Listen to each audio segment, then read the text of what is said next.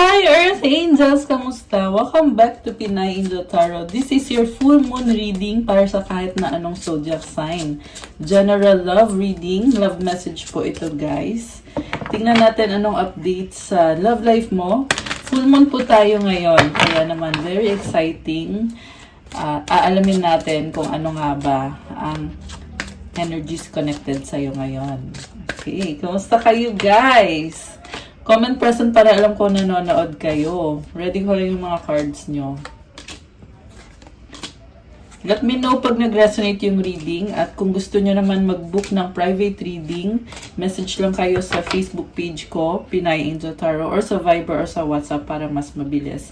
Tingnan nyo po sa description box. Dyan po nakalagay yung mga contact details ko. So, kuha muna tayo ng moon card. At kuha tayo ng isang card dito. Tingnan natin ang energy mo ngayon. At kuha kita ng crystal. Crystal card. Kung anong crystal ang pwede mong gamitin at this time. Okay, so ang moon card mo, the answers you need are coming. Full moon in Gemini. Wow, I love it. May mga kasagutan sa mga katanungan mo. By the way, Gemini season na po tayo ngayon. Kaya kung may mga Gemini dyan, happy birthday sa inyo. Comment nyo kailan ang birthday nyo. Ayan, may impormasyon na nadadating. Meron dadating na impormasyon. Ayan, kung ano man yan. And the next card mo, hummingbird. Oh my gosh. Actually, kanina nang nag-shuffle ako, lumabas na tong card na to eh. So, ang spiritual meaning ng hummingbird is love, joy, and optimism, and freedom. Nakikita ko ngayon yung freedom mo, malayang-malaya ka para gawin kung anong gusto mong gawin, para maging masaya. Nakakatuwa, may mga flowers sa paligid. I can see there is fertility and abundance sa paligid mo. Ang ganda naman. Very positive ng vibe. Okay. And then, yung crystal na nakuha mo, rhodonite. Wow. Rhodonite is a stone of brotherly love. The shared connection between all of humanity, equilibrium is key for this crystal, which has the capacity to calibrate emotions, balance yin and yang, and source energy from a grounded place. It can bring light to emotional scars from the past, transforming them to foster a stable everyday life. Rhodonite helps remove blame from the situation, whether it's pointed at you or someone. Accept the situation for what it is and learn to forgive yourself with love and compassion in the process. Ang zodiac sign na connected dito is Taurus and yung planet is Mars. Definitely, this crystal symbolizes a big transformation para sa'yo. Very passionate transformation, expansion, and growth. Healing din. And stability. Ayan. So, from the tarot, tingnan natin yung card mo. Page of Swords, curiosity. Kagaya nga ng sinabi ko kanina, Gemini season ngayon. Si Gemini kasi very curious. Nagsasagap ng impormasyon yan. So, ito ka, pinag-aaralan mo yung sitwasyon. Sa recent past, 5 of Wands, Ace of Pentacles, 5 of Swords, mukhang nagkaroon kayo ng conflict ng person mo. And nagbago yung sitwasyon dito. Nahirapan ka eh. Nandito yung Ace of Pentacles. Pero tinatry mo pa rin yung best mo. Kaso nga lang, pakiramdam mo talo ka dito. So, siguro andun yung feeling na gusto mo nang sumuko. Kasi ang hirap ng hindi pagkakasundo ninyo ng taong yan. Mukhang magkakaiba kayo ng ugali. Parang nag-clash kayong dalawa. Posible nagkasagutan, nagkatampuhan. Sa current energies mo, the Devil, 7 of Swords, and the Fool card. Okay. Ngayon nakikita ko there is obsession. Pero tinatago niyo yung feelings niyo. And, grabe to guys. So much attraction sa inyo ng taong yan. Parang, siya yung talagang gusto mo makasama. Pareho naman kayo, attracted kayo sa isa't isa. Parang, nakikita ko dito, ayaw nyo nang mag-away ulit dahil sobrang na-attach na kayo sa isa't isa. And, for some reason, may nakita ko na tinatago mo yung totoong feelings mo. Kasi meron pang mga bagay na hindi nyo pa napag-uusapan. So, ayaw mong magsabi sa kanya na talagang may feelings ka sa kanya or mahal mo siya. Kasi ngayon yung iniisip mo, gusto mo siyang makasama, gusto mo maayos kung ano man yung hindi pagkakasundo ninyo, gusto mo siyang unawain at curious ka lang talaga sa kanya. I can see na you are taking the leap of faith. Andito yung full card. So, it means na pakiramdam mo, hindi ka rin sure kung anong susunod na mangyayari, pero gusto mo pa rin na umusad yung relasyon nyo or yung connection nyo ng taong yan. So, maganda to kasi ikaw aminado ka sa sarili mo na talagang gusto mong mag-workout at alam mo din na mukhang magtatagal pa yan. Mukhang nafe-feel ko ngayon hindi mo minamadali. Although andun yung feeling na sobrang attached kayo sa isa't isa. Ayan. So, near future, Knight of Swords, 5 of Pentacles, 7 of Pentacles. So, ngayon, andun pa rin yung curiosity, pero nawawalan ka ng pag-asa at effort ka ng effort dito. Tinatry mo yung best mo, pero bakit parang may nakita ko na uudlot na mga plano or nauudlot or parang feeling mo endless yung struggle dito na walang katapusan yung paghihintay mo. Medyo mabagal din yung movement mo kasi ang daming pentacles na card which symbolizes practicality, being practical. Okay.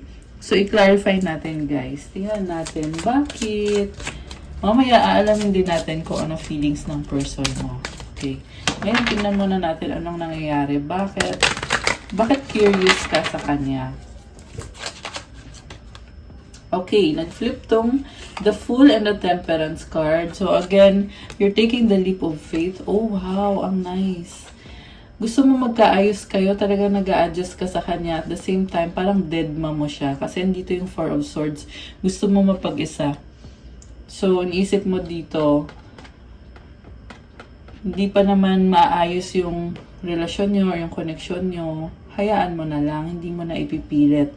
Parang, andun ka sa point na nagtatry ka pa rin, pero at the same time, give up ka na in a sense na hindi mo na ipipilit. Ayun, so, kung dati, talagang effort na effort ka at makulit ka at nagmamadali ka, ngayon, hindi ka ganun.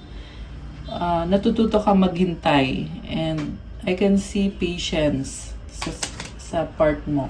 Okay. Sa bottom of the deck, oh my gosh, Page of Swords ulit, oh. Ayan. So, pangalawang beses na lumabas yung card na yan. Ayan, ibalik natin. May pinag-aaralan ka. Sumilip si Queen of Swords eh. Alam mo, nakita ko dito, parang natuto ka na eh. May mga mali kang nagawa na ayaw mo nang ulitin. Kasi alam mo na din naman yung kasagutan, ba't mo pa sasayangin yung oras mo? Parang iisip mo na lang na focus ka na lang sa sarili mo. Ayan, lumabas ulit to. Focus ka na lang sa sarili mo kasi alam mo na din naman yung mga kasagutan sa tinatanong mo. Oh, merong moth. Moth ba yan or butterfly? So, it means na nagbago na talaga. Nag-iba ka na. Ayan. Nag-iba na. Oh my gosh. So, Two of Swords. Tinatry mo namang unawain siya. Binubuksan mo na yung isip mo ngayon, pero nagdadalawang isip ka pa rin. May mga doubts ka pa rin kung ipupursue mo ba yan o hindi. Binabalanse mo eh. Dito rin yung Two of Pentacles. Marami kang ibang priority. Sabay-sabay. Full moon ngayon, kaya malamang busy-busy. The Death card, oh my gosh, napakalaking pagbabago. Medyo malungkot ka dito. The Emperor. Okay, may galit. The Devil. Ang bigat ah. So, okay. Inuna mo yung sarili mo eh. Attach ka pa rin sa kanya. Attach ka pa rin. Ang nakita ko dito, si Emperor kasi masculine energy, so ipaglalaban mo talaga yung taong yan. Baka may kadil kang Scorpio, Capricorn, or Aries. Yan yung mga malalakas na signs dito. Malakas din ng water signs, Cancer, Pisces, Scorpio, although this can be any sign. Meron din Sagittarius. By the way, it's full moon in Sagittarius right now. Ayan. Kaya, very optimistic actually ng vibe ng full moon na to. So, tingnan pa natin guys. May nagbago dito, pero lumalaban ka pa rin eh. Memories, 6 of Cups. Oh my gosh. Posibleng soulmate mo yung taong yan. Ayan. Pasensya na kayo sa ingay guys, kasi nasa Makati ako, so may mga dumadaan na mga sasakyan sa labas. Okay. So, memories, Ace of Swords. Oh, Ace of Swords. 3 of Swords. Alam mo, may mga doubt ka pa rin talaga. Kaya, yan din yung nagpapahirap sa'yo. Yung sarili mong doubts. May problem, oo. Pero lalo kasing namamagnify kapag, alam mo yun, pag pinoproblema mo, lalong nagiging issue. So, Knight of Pentacles, nababagalan ka. Okay. 9 of Pentacles, parang feeling mo, but ang hirap-hirap abutin nito. Mag-isa ka dito eh. Ang hirap-hirap abutin ng fulfillment sa relationship mo. Parang ganon. Pero sa totoo lang, ang ganda actually ng energy mo kasi nagkakaroon ka ng success sa long-term career or finances mo. Ayan, yung nga lang nagsasuffer yung love life. Wow, King of Wands and Knight of Swords. May papunta sa'yo. So, ito yung energy ng person mo. Very passionate, mabilis, biglaan. Kagaya ng energy ng Sagittarius full moon ngayon. Si Sagittarius kasi, fire sign yan, very passionate. Yan din yung nakita kong influence dito sa energy ng person na to. So, oh my gosh, kinilig ako guys. I feel like talagang gusto kanyang habulin ngayon. Ayan oh, siya yung papunta sa'yo. Oh my gosh. So, take note na rules can be reversed kasi kanina may nakita kong masculine energy. So, posibleng siya na yun. Siya na yung person mo na nawala siya. Akala mo wala na. Pero, ito, biglang bumangon eh. Nagbabalik. Si King of Wands kasi, hindi yan hihinto hanggat hindi natatapos ang laban. Kaya ang nakikita ko dito, talagang ipupursue niya. Kukunin niya yung loob mo. Kita mo yung color orange. Very passionate. This is also sexual energy. So much attraction sa inyo. Ayan. Bongga, nakakaloka. Okay. So, ano pang feelings ng person mo? Okay, ang haba ng hair mo dito. Kasi, hahabulin ka niya. 5 of Wands, susubukan niya ulit kasi sobra kanyang mahal. Coming from a place of love. King of Cups. So much compassion. Alam niya pa rin na magkaiba kayong dalawa. Alam niya pa rin na hindi kayo nagkakasundo. Pero okay lang sa kanya yon. Hawak pa nga niya yung cup oh. Ang lakas ng confidence niya ngayon. Kasi, king na siya eh. So, ibig sabihin, gusto niya mag-offer sa'yo. Although this person, hindi yan masyadong masalita. Tahimik lang. Pero ang lakas ng intuition nito. Parang psychic connection. Merong psychic connection or spiritual connection sa inyong dalawa na gets niya kagad kung anong nararamdaman mo, anong iniisip mo. Ayan, nakakatuwa. May dalawang isda. So, it symbolizes good energies, good opportunities sa inyo. Grabe, guys. Parang sinasabi dito, tatry niya ulit kasi gusto niya talagang mag-workout yan. Okay, wow. I love the reading. Samantala, ikaw naman, nawawala ng pag-asa, hindi mo alam na ganito ka-intense yung nararamdaman ng taong to para sa'yo. Nagdedwell ka kasi sa problema at sa lungkot. Medyo overthinking ka din ngayon. So, be careful din na, ayun, iwasan mo. Ibig sabihin, wow, 3 of Wands and the Justice card. Oh, okay. So, ikaw to eh. Hinihintay mo siya, nag-iisip ka ng medyo negative yung naiisip mo. Pero ang gusto mo lang naman is magkaroon ng balance and harmony ulit. Andito si Justice card. Nakita ko na kaya mo pa rin balansehin kahit nag-aalala ka. Kasi andito yung Three of Wands. This also symbolizes creativity. So, I feel like ang dami mong inaayos sa relationship nyo para lang maibalik yung harmony dito. So, may involved na pera dito or creativity. Yung iba siguro guys, nag-shopping or alam mo yun, namili ka siguro ng mga gamit mo na personal na para parang feel mo lang mag-dress up. Ganun yung nakikita ko dito. Naka-hot pa siya oh. Hot ba yan? Hindi pala hot. Kulay pink yung buhok niya. So, yung iba baka nagpakulay pa ng buhok. Okay. So, anong outcome dito? Oh my gosh! New beginning, Ace of Cups.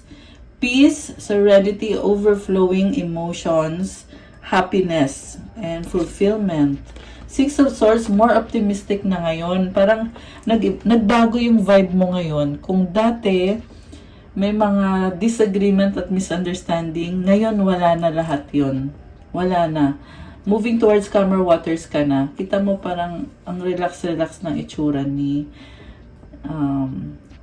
nitong person na yan. And balance naman yung isip mo. Seven of Pentacles. Okay, nabibisi ka pa rin sa priorities. Okay, so tingnan pa natin guys. Anong outcome dito? Ayan, very straightforward yung reading natin. Nakakatuwa.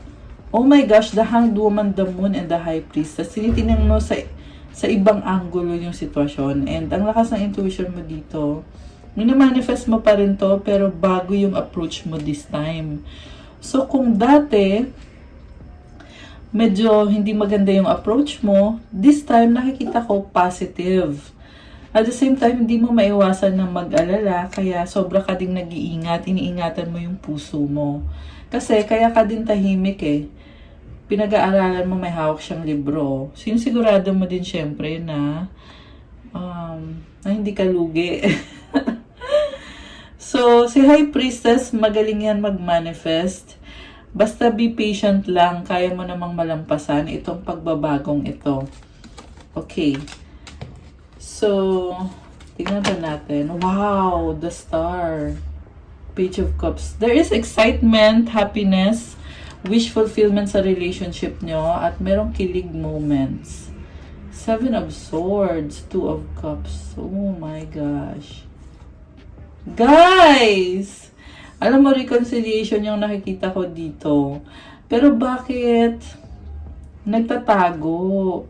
Yung person mo nagtatago, parang ayaw ipaalam sa'yo. May ganun.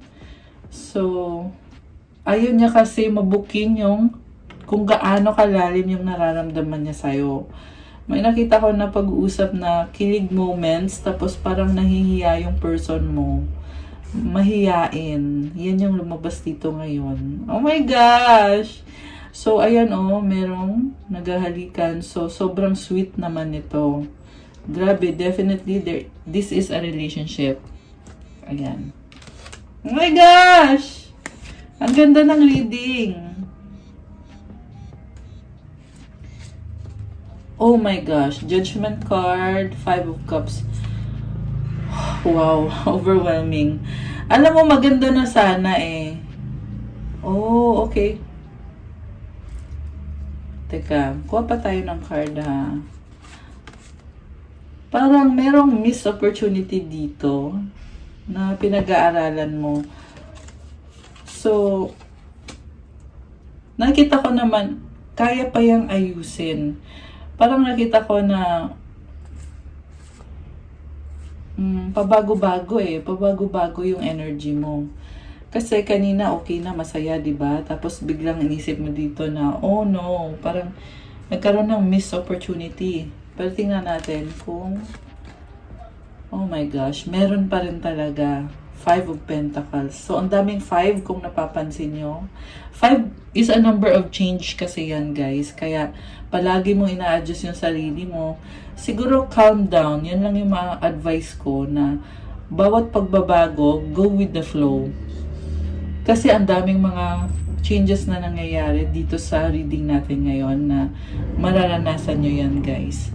So, bawat pagbabago, mag-deep breathing kayo, relax, calm down, and obserbahan mo muna kung ano nga bang susunod, ano nga bang mangyayari. Maraming blessings sa universe. Andito yung 8 of Wands. Merong pag-uusap, merong travel. Ayan, daming pagbabago, no? 3 of Pentacles. Ayun naman pala, partnership. 10 of Pentacles. Alam mo, nakita ko dito, magiging solid ulit yung connection nyo. Kanina kasi sabi ko, nabagalan ka dito, naghihintay ka, ang taga mo naghihintay. Ngayon, ito na yung partnership, dumating na.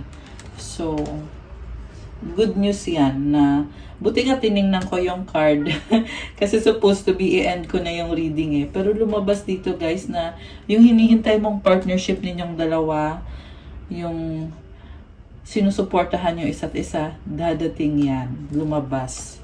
Page of Wands, ito, nagbago yung energy. Ayan, bagong mensahe din to guys. So, meron mga sunod-sunod na mensahe paparating. I love it! Ang ganda na reading natin today. Kuha kita ng advice card. 1919 on the clock. Oh my gosh.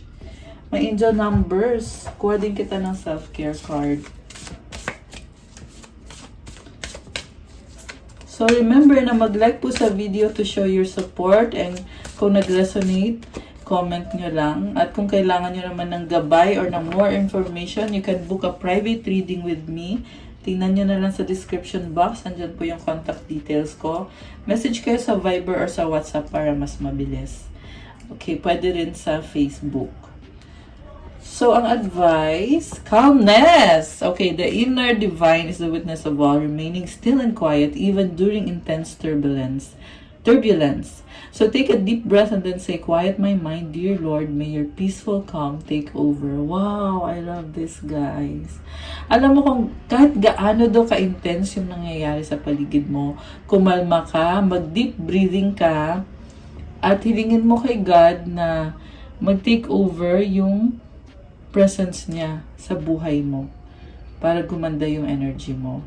So, gawin natin yan ngayon. Mag-deep breathing tayo. 3 or 4 na beses. Inhale positivity. Exhale all the negativity. Inhale through the nose. Exhale through the mouth. Okay, gawin natin. At i-feel nyo yung energy ng crystal na to habang nagdi-deep breathing. This is rose quartz. Lavender rose quartz. So, may mga prayers at mantras po dito. So, napakaganda po ng energy nito, guys. So, i-feel nyo yung energy at gawin natin yung deep breathing. Ready?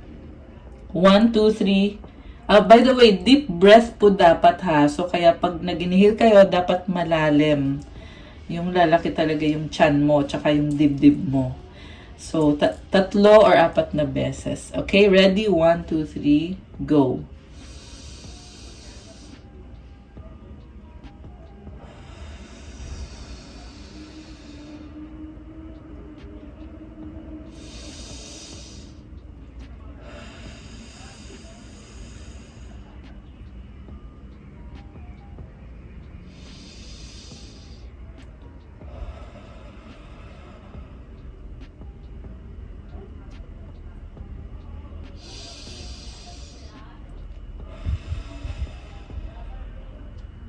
Okay, tapos na ako.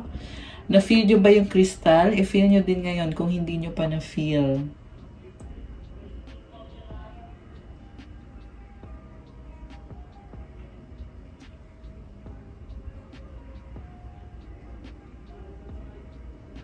Ayan. Anong na-feel nyo, guys? I-comment nyo ngayon. Sobrang ganda. Mas maganda siya in person. Dito kasi, nakatutok kasi sa ilaw. Kaya hindi nyo masyado na-appreciate. Ayan. Pero sa personal, yan. Anong na-feel nyo, i-comment nyo. Ayan. Ako, I feel so good. So calm. Ito talaga yung na-feel ko, yung calmness. Ayan. At ang self-care card mo, tingnan natin. sync with the moon. Ayan, kasi nga full moon po tayo. So, ibig sabihin kung ano yung energy ng moon, i-connect mo yung sarili mo doon para ma-heal mo yung sarili mo. Para magawa mo kung ano yung kailangan mong gawin para sa sarili mo, para gumanda yung pakiramdam mo. Ayan, and then, oh my gosh! Look to the stars. So, nakakatuwa. Moon and the stars. So, pag sinabing look to the stars, ito yun yung tarot reading. Kasi, yung reading natin connected sa stars yan. So, hindi naman ito basta-basta lang cards, but connected to sa astrological transits ngayon, yung ginagawa natin tarot readings every time. Kaya, pag nanonood ka ng tarot reading, it's like looking to the stars. Ibig sabihin, naghahanap ka ng kasagutan at ng gabay. So, ganun yun, guys. Kaya sinasabing look to the stars kasi may time minsan na na-overwhelm ka sa isang sitwasyon, sa love life mo man yan, minsan sa career mo, sa family life, sa iba-ibang klase ng relationship. Kapag nangyayari yon na na-overwhelm ka at naguguluhan o nalilito ka, tumingin ka daw sa stars. Ibig sabihin, maghanap ka ng advice galing sa universe. Ayan, kagaya ng ginagawa nating tarot reading na to. Kaya I'm sure na kayong nanonood dito is talagang tinawag kayo para tingnan yung energies niyo or kung ano man yung gabay na kailangan nyo sa sitwasyon nyo ngayon. Ayan, sobrang nakakatawa. How nice. Ayan, I love it. Okay, guys. So, that's all for our love message for tonight. Thank you so much for watching. At ang ganda pa ng card natin, advice card is calmness. So, i-claim nyo na yan. Paki-like po ng video natin to show your support. Comment kung nagustuhan nyo ba or kung nag-resonate ba or kung ilang % nag-resonate ang reading. At kung kailangan nyo ng gabay or ng more information kung nag-resonate kayo at kailangan nyo ng guidance, pwede kayong mag-book ng private reading sa akin. Message lang kayo sa Facebook page ko or sa Viber or sa WhatsApp para mas mabilis. Nasa description box po yung contact details ko sa ilalim ng video na to. Also, may mga available po na crystal bracelets na makakatulong sa'yo para gumanda yung energy mo, para lalong lumakas yung manifestation mo. Siyempre, nagbibigay yan ng iba-ibang benefits kagaya ng focus, mental clarity, motivation sa trabaho mo, and protection, healing, attract love, attract money, success sa work mo, at lalong lumalakas, guys, kasi bawat crystal po pag galing po sa akin may kasama yung specific na prayer. Meron po tayong mga success spell na bracelets, meron ding money spell na bracelet, love spell na bracelet. Tingnan nyo po sa Instagram ko. Kayo na lang po ang tumingin doon at i-message nyo na lang ako. Okay, guys! So, that's all for tonight. Thank you. Have a good day. God bless you. Stay safe. I'll see you again soon. Love you guys. Bye!